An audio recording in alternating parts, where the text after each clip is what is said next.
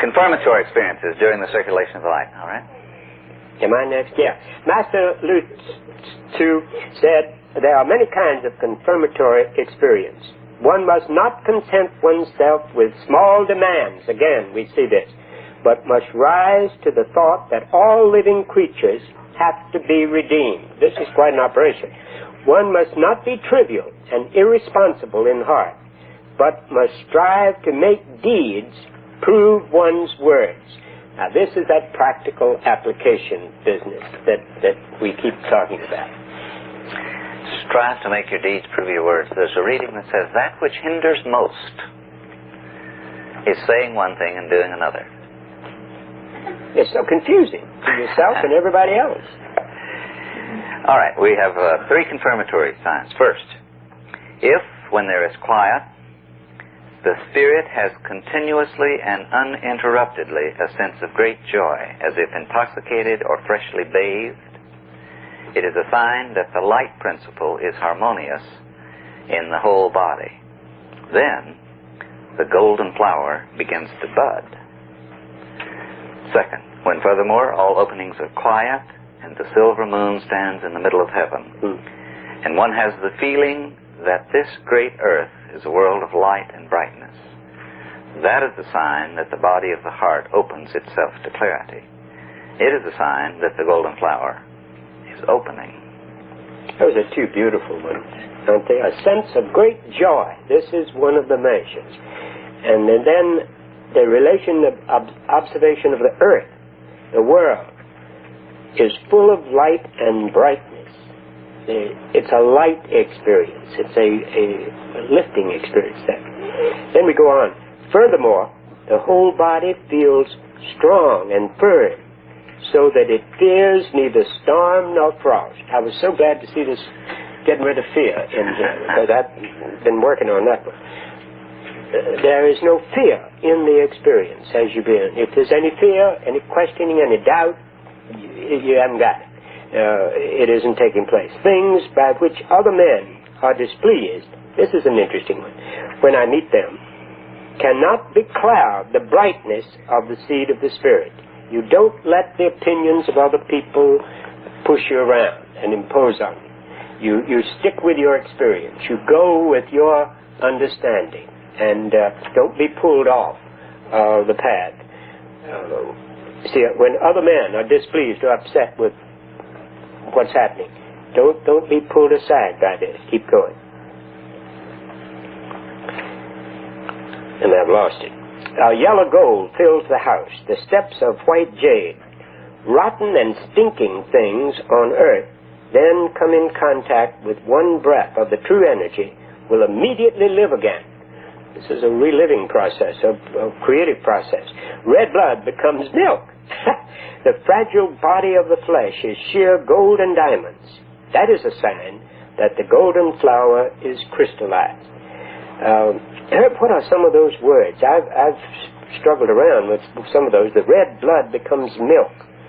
The healing of actual recreation of things. It was almost like Jesus with the plants and the fish and all the things he controlled. If we do a kind of dream interpretation, what if you said, I had a dream that there were some rotten, stinging things on earth, and a breath touched them, and then they lived again.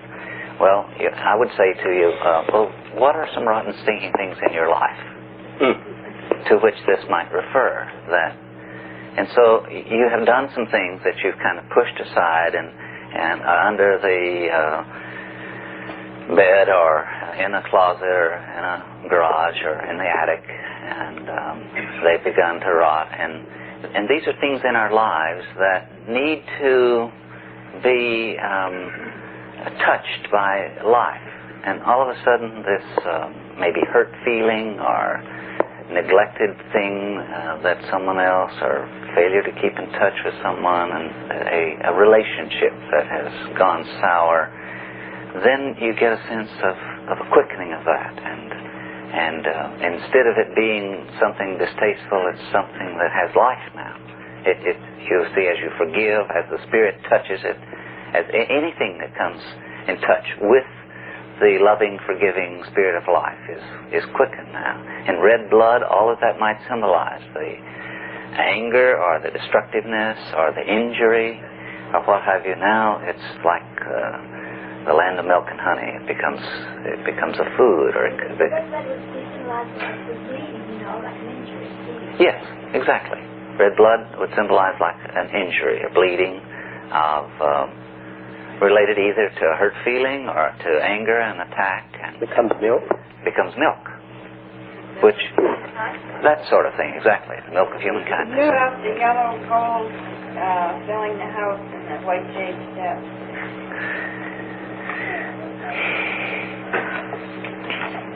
Well, we're talking now about the secret of the golden flower and the golden light, and also, if we want to approach it symbolically, the sense of value.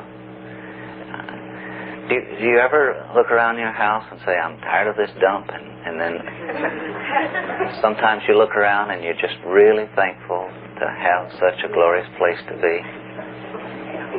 And somehow the dump turns into a castle when you begin to be thankful and get a sense of bringing life into it, and you're going to have some enjoyment and fun here, and so the steps become like jade, and the whole house is filled with gold. But I think that particular relates to the pituitary and the accompanying feeling. Silence is golden. It's also just symbolic of supply, sense of resources. And, it's a symbol. Your house is filled with gold. You have. All right, here's the differentiating between the yellow or golden and the white, and yet they are one. It's an interesting thing that in that oneness we have in the Christian thing between Jesus and the Christ, and in this, there's this back and forth of what color the golden flower is. You should get a sense of the growth process, the nurturing of it, the need. Once you've planted that seed and it begins to germinate, then it's got to be fed, it's got to be watered, it's got to be nourished, it's got to be protected from the weeds. It has to have the sunlight every day, and it's so important not to feel that what happens on the first day when you sit down is the index of whether this is going to be worthwhile to you or not. Remember then, he says, my school differs from Buddhist yoga school of Zen in that it has confirmatory signs for each step of the way. Now, keep this in mind. You must not seek experiences. That creates a barrier to them occurring. But you can count on it. If you begin to work with this, and of course the real method we're suggesting is that we have in the Search for God and the 281 readings and so on. If you begin to work through this, there will be confirmatory experiences. You will get a sense of this. But like a dream that may contain a prophecy of a magnificent thing, it may be so subtle. You've got to value the subtleness of the confirmatory experience. And so when you sit down and you have this sense of great joy, that doesn't mean that you're just bubbling, but it just means that there can be a very quiet quality of that sense of joy, that this is right. It's an inner peace. It's good to be here. And it's suddenly all those things that you were worrying about, it doesn't seem like those are crowding in on you so much. So look for the very, very subtle confirmatory signs, and you'll find this is really beginning to feel good, to have this sense of contact, or this sense of commitment, or this sense of quickening. Hugh, no, you were reading. Yeah, my turn to read? Yeah. The Book of Successful Contemplation says, the sun sinks in the great water, and magic pictures of trees in rows arise. The setting of the sun means that in chaos, in the world before phenomena, that is, before the intelligible world, the foundation is laid. That's the non-polarized condition, ultimate bliss. highest good is like water, pure and spotless. It is the ruler of the great polarity, the God who appears in the trigram of Shak, or Chen. Now that's the eastern one you see there. Chen is also symbolized by wood. And so, the image of trees in rows appears. A sevenfold row of trees means the light of the seven body openings or heart openings. The northwest is the direction of the creative. Now that may be the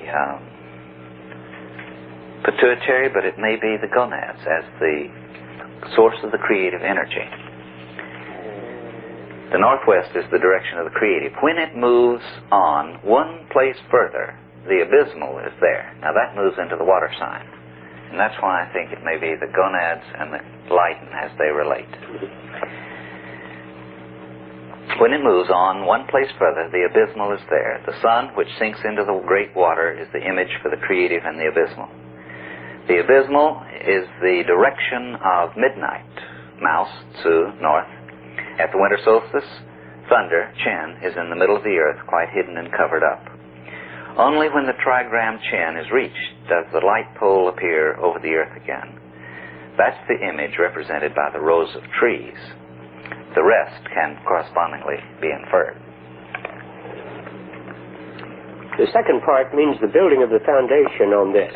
The great world is like ice, glassy, jeweled world.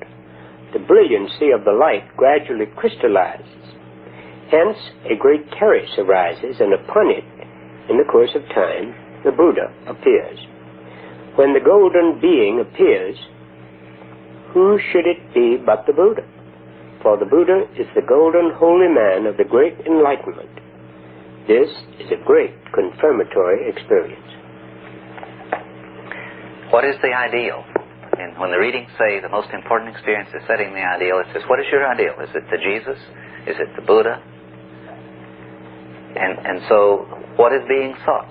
Now, this is the text I had in reference to when I said, they warn against the bodhisattvas, but for the Buddha, that's the great confirmatory sign. For most of us, that experience would be the Christ. When the Christ appears. Now, some of you have had that experience. That's a great confirmatory sign. Sir, do you know when Buddhism moved into China? Do you remember? I don't remember the dates. What, 500? Yeah. 500 AD. And then it was only later that it moves on up into Japan, and you have that Zen version of it that's several steps removed from its Hindu origins. I think you'd be interested to know that the readings say the Christ, the Spirit of Christ, was with the Buddha in his meditations. How did the Buddha make it? How did he achieve what he achieved? By that same Spirit that took up the life of man Jesus. This is fascinating when you try to trace these movements of philosophy and movements of teachings, the mystical teachings around all over. I ran into a man, a Mohammedan, what do they call him? He was head of the church, the Muslim church in Shusta. One of the most beautiful people I've ever seen. And I'm sure he's not jumping up and down like some of them over there. He's off there in Schuster, but he had a warmth about him and an understanding. I couldn't speak his language, he couldn't speak mine, interpreters and all of that business, but I was in and out of his home and climbed with him all over looking for these caves where Edgar Cayce said his body was still over there in Iran. And this man is one of those kind that I've sent him books, and he's sent me books, and we're still not conversing except at another level. But I'm sure we can find some of this in China too. We mustn't think that just because history says such and such started here, that was really the beginning of that truth. There's a nice depiction of this on the second floor if you look at this beautiful painting by Jim Yax. The commission was to paint the pyramid like as it looked when it was first made. So there's this brilliant white pyramid, and it was covered with white. But you see in the foreground the columns of an ancient temple, and a priest coming out of that going. So there was, even before the pyramid, there was a truth. And this is the kind of thing Yulin is saying, that before, the Buddha, that was just 2,500 years ago. The Rata period is 12,500 years ago. 78, Yulin. Now there are three confirmatory experiences which can be tested. The first is that when one has entered the state of meditation, the gods are in the valley. Men are heard talking as though at a distance of several hundred paces, each one quite clear. But the sounds are all like an echo in a valley. One can always hear them, but never oneself. This is called the presence of the gods in the valley. This is an interesting one. How many of you have sort of sense of intuitive feeling about that? Do you get a feeling for that? Anyone? Some of you do. The sort of key for me is that expression, men are heard talking as though at a distance of several hundred paces. It's like when you're concentrating, and it's not as though you don't hear, but your consciousness just doesn't go out to it. You see, there's a centeredness, a gatheredness, a collectedness that makes all of that out there remote. It's like an echo. Now, where do the gods ordinarily dwell? On the mountaintop, right? And the Taoist especially, valuing water because it's so lowly and it always follows the lowest possible course. You see, there are books, let's see, the Bible of the World has them,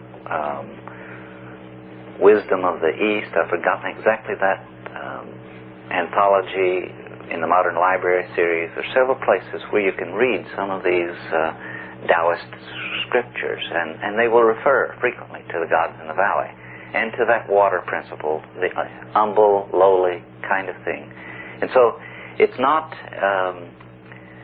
an exalted state of royalty and so on, but it's a sense of the presence of the divine in the lowliness of it. There's a humility and an humbleness about the gods being in the valley. But there's a presence there that makes other things seem distant and remote. At times, the following can be experienced.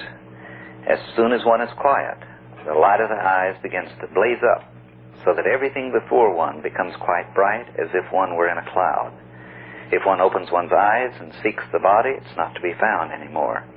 This is called, in the empty chamber, it grows light. Inside and outside, everything is equally light. That's a very favorable sign.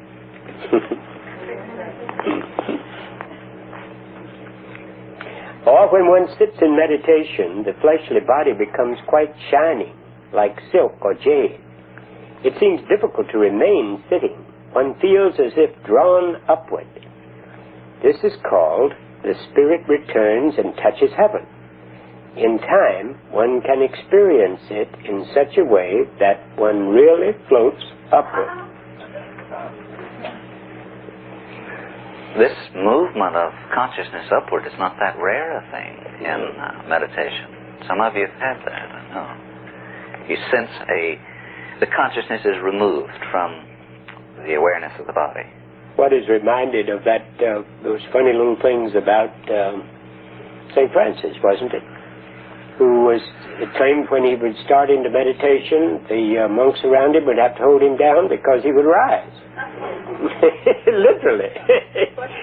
Flesh body going right up, and they'd have to pull him back down again. I have never seen anybody rise exactly, levitation. It is said that some of the great psychics, D.D. Home was supposed to have done this in front of the major scientist of his day. I saw Edgar Cayce perform an acrobatic act once that came pretty close to it. But, he's lying on his back and then he's standing up. And standing up, whoop, in one jump, like somebody set him on his feet in front of about 50 people. Rather interesting, but this sense is of course something that happens inside. I like to think of it as related to the finer body. Because when the finer body, you become aware in meditation of this other body. It's moving very, very fast. This is the one you're going to use when you die. This is the one you get out of body with. And I'm sure that it's the one that does the movement within us. You know, it mentions in the search for God, the swaying motion back and forth, and then the circular motion. It's that body that's moving. Now, I think it is also this sense of movement of this body that is released. This, you know, it is said, it's coming quite shining, and like yet it's the purification that is taking place, and it begins to actually move. Pull the physical with it sometimes. Remember, a confirmatory sign doesn't mean you've arrived. So you're not just on your way. And now, it is already possible to have all three of these experiences, but not everything can be expressed. Different things appear to each person according to his disposition. That's an good one. If one experiences these things, it is a good sign of good aptitude. With these things, it's just as it is when one drinks water. One can tell for oneself whether the water is warm or cold. In the same way, a man must convince himself about these experiences. Then only are they real. Now, if you downgrade your confirmatory experience, you just impede your own progress on the path. You know, someone mentioned this in between at the break, the problem of a person feeling that they're worthy of getting that. And this whole business of recognizing that you were created in this image in the beginning, and that it's just the consciousness of it that you have lost. You're still, in a sense, there in the mind and heart of God. And you're returning in consciousness to that state you had. You've got to love yourself as well as other people. Then you can begin to love other people, I think. But you've got to recognize yourself as a part of the whole, and having a part in that spiritual plan. I love Tom Chagru's phrase, needed to help God bring creation to flower. It's a cooperative effort. And the readings speak of this constantly. Co-creators with God.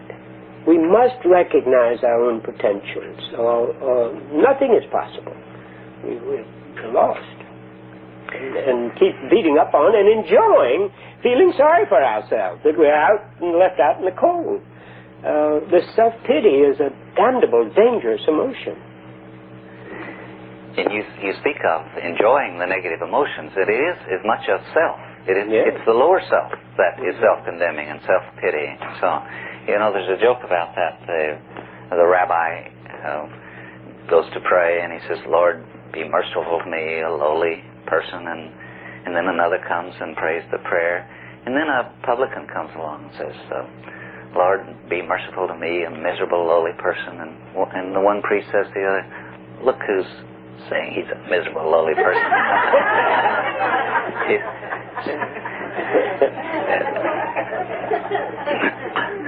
So that we can take pride in thinking of ourselves as unworthy. And then we don't claim those beginning, simple promises, confirmatory experiences as well.